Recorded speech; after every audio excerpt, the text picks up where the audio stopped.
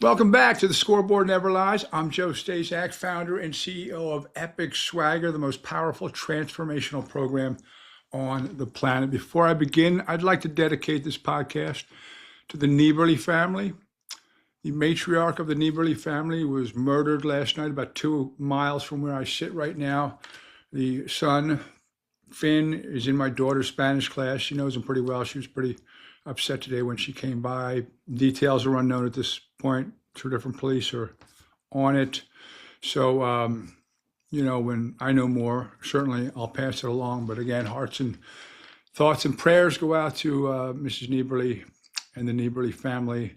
When the dust clears, I can guarantee you one thing: it is all because someone could not control their emotions and someone let their ego get in the way, and now someone is dead because of it. I'll be dropping another episode next Monday and the following Monday, every Monday, covering mindset principles for you to follow so you can become elite in your body. Of course, today's episode is called The Most Powerful Man in the Room. Most people believe strength means reacting. Someone insults you, you fire back. Kind of what we were almost taught in a way. Someone challenges you, you escalate. Someone disrespects you on the street, you got to prove a point. Can't let that go. You don't send flowers, you send messages, right? Disproportionate response.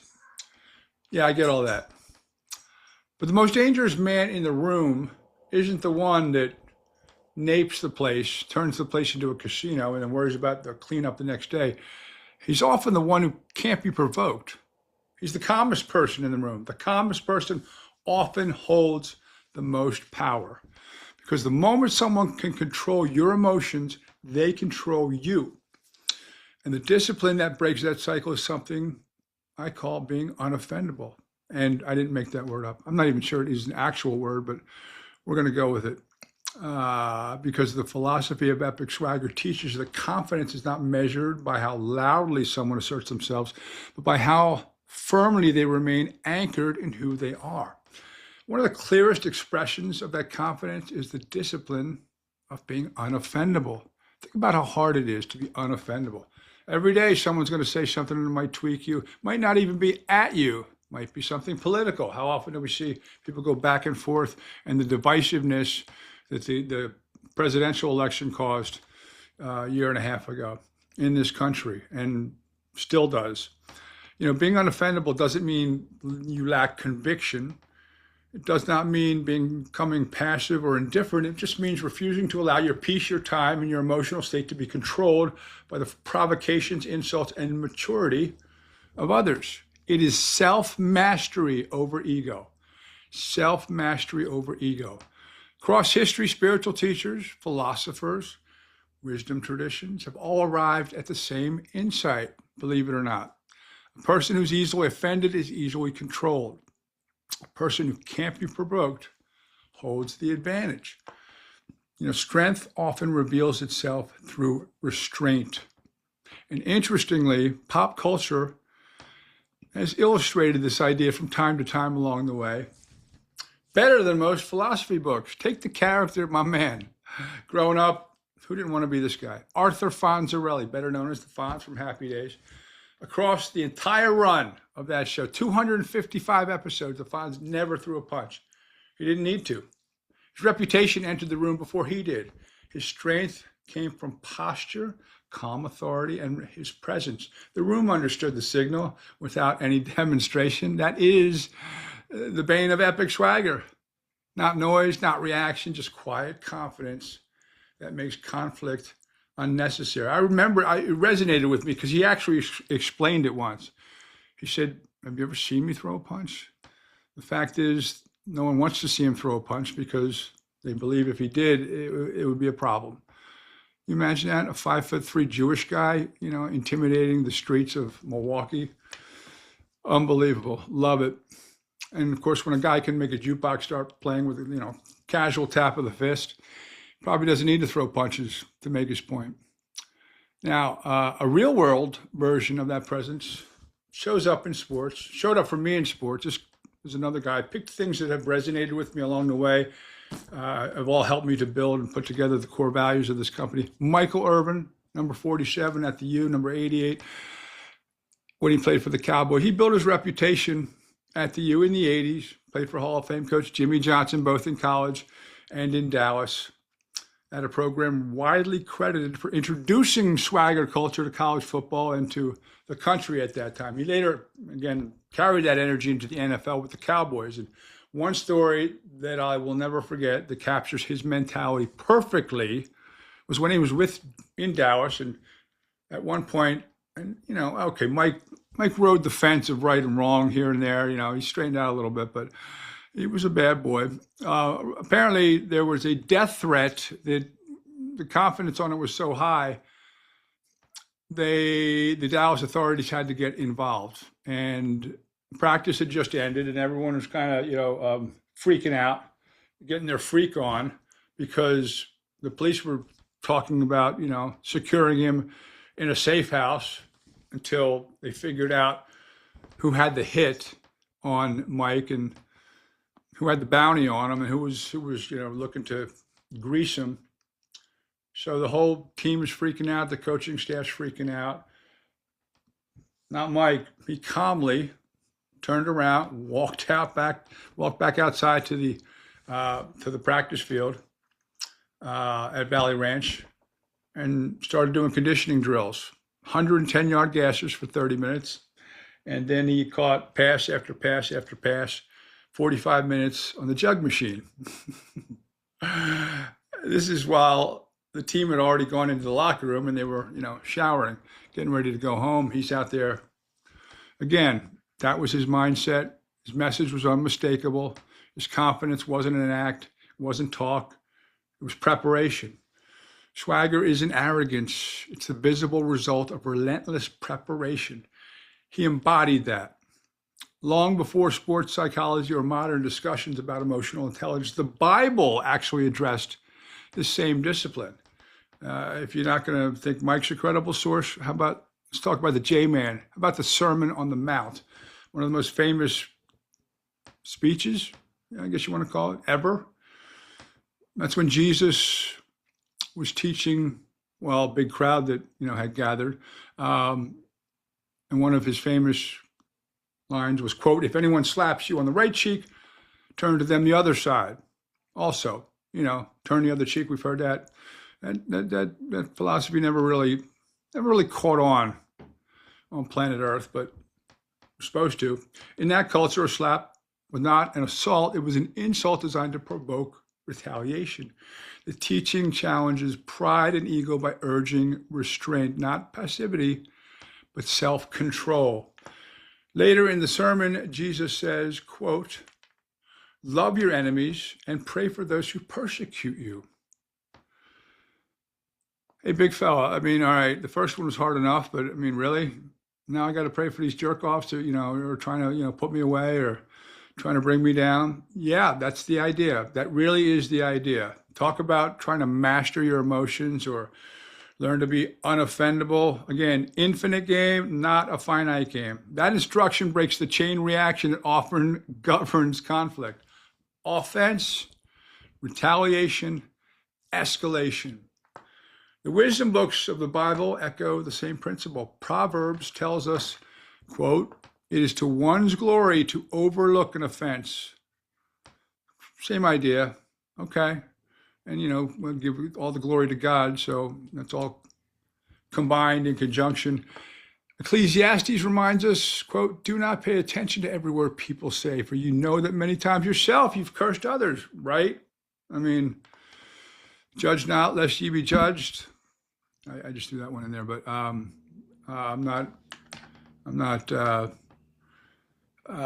word, and I can't quote the Bible. I can quote West Wing, but I'm doing the best I can here.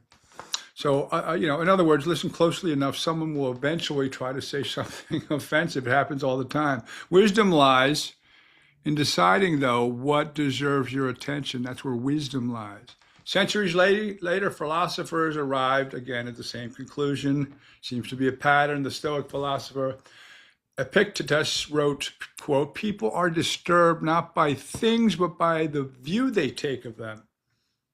All right. Marcus Aurelius echoed the same idea in his writings. Across cultures and centuries, the conclusion has remained consistent. Mastery of the self is greater than victory over others. Even one of America's most enduring symbols, and I'll never forget this, my professor talked to him yesterday and mentor, Don Tollefson, iconic Philadelphia sportscaster. I ended up working with him. I took his role when he retired. I mean, still talk to him. I remember he said this, and he was pumped that I remembered it when I told him yesterday, but the one of America's most enduring peace symbols kind of exemplifies the balance between peace and strength. On the Great Seal of the United States, and it's on the back of the $1 bill, the eagle holds two objects. There's an eagle on the back of the $1 bill, two objects in his talons, an olive branch and a bundle of arrows. The olive branch represents peace, goodwill, kindness. The arrows represent strength. And more importantly, the eagle, he faces the olive branch. So that's what he's eyeing. In fact, that symbol is basically trying to tell everyone who sees it that peace, we prefer peace. This country prefers peace, but strength is prepared. Eyes on the olive branch, arrows at the ready.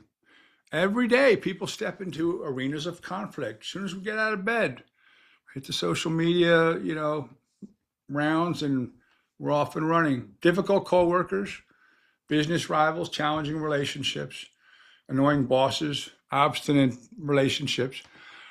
The person who trains emotional discipline carries themselves differently. They just do. Confidence is quiet. Insecurity is noisy. How many times have I said that? Well, just once so far today, but they extend the olive branch, but the arrows remain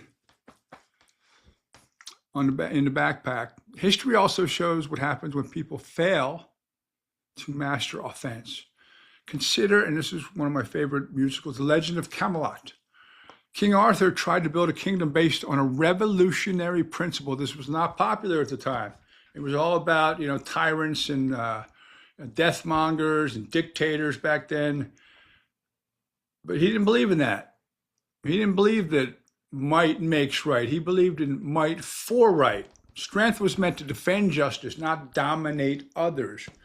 Yet Camelot ultimately collapsed for a familiar reason. Hubris, human pride, jealousy, offense. There's that word again. Offense. Be unoffendable. That's the idea. Try that sometime. It's worked for me for 4 years. Of course, I slip up from time to time. Usually it's when my defenses are down and there's been a lot of pain from this rehab with the spinal cord. So I do get a little irritable. But I mean, I wouldn't chase a biker in the rain in my Jeep with my cane and my girls in the car. Oh, wait, that did happen. But anyway, Camelot, let's get back to Camelot. Not destroyed by foreign armies. They basically self-imploded.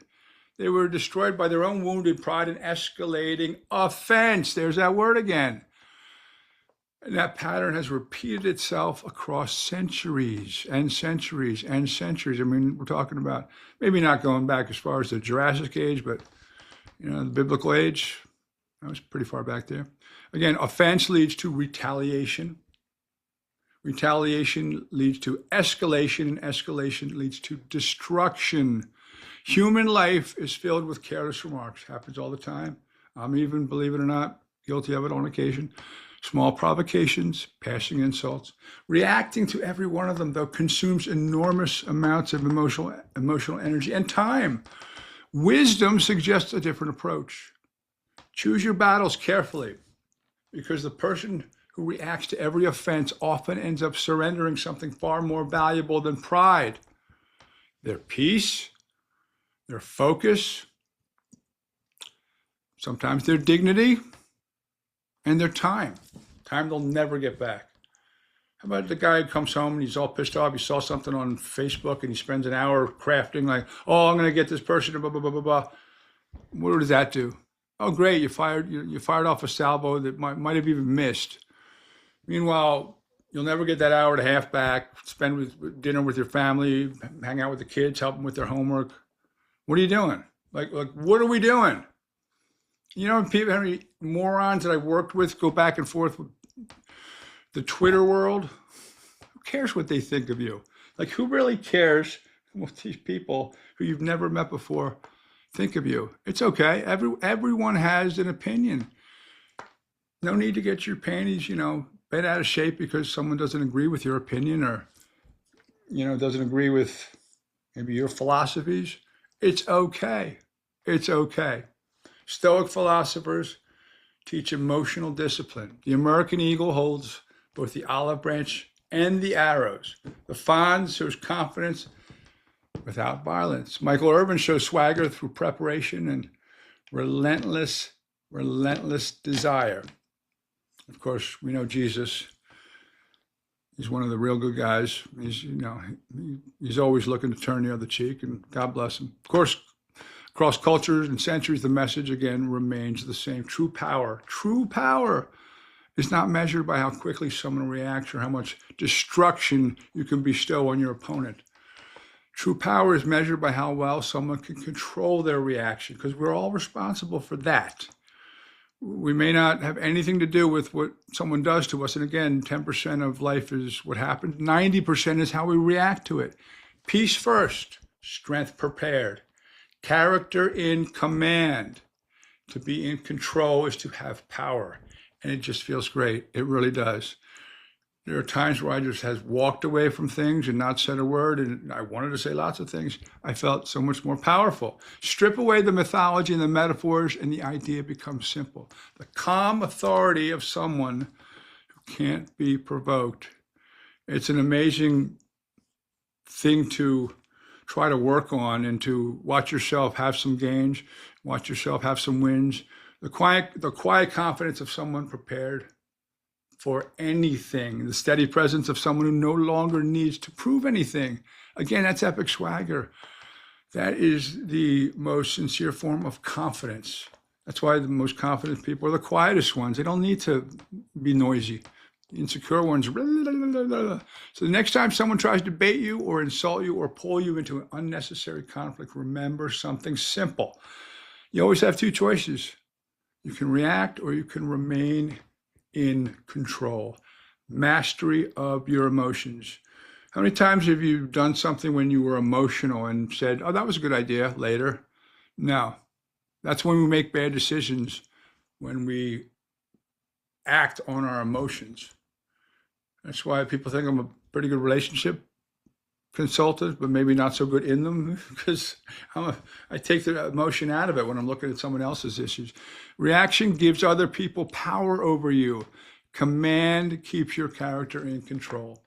Anyone can get loud. Anyone can get angry. It happens all the time. Anyone can prove they're offended. They look like dopes anyway. They look weak. It's weakness. But the rare person, the powerful person, is the one who can stand there calmly, completely unshaken and decide, that's not worth my time, and that's not worth my peace. That is emotional discipline. That is confidence. And that, ladies and gentlemen, is the essence of epic swagger. Hey, if you liked what you heard, please give us a 5-star rating and a good referral. Again, you can check us out visually on YouTube and on all the other audio outlets, Spotify, Apple, etc. Please give us a good referral. I appreciate you tuning in this week to the Scoreboard Never Lies. Hope you enjoyed it as much as I enjoyed delivering the message. For a free consult with me or a hug it out session, go to epicswagger.com. That's epicswagger.com. And remember, pain is temporary. Championships are forever. Thanks for listening. Thanks for watching, folks. I'm Joe Staszak. I'll talk to you next week.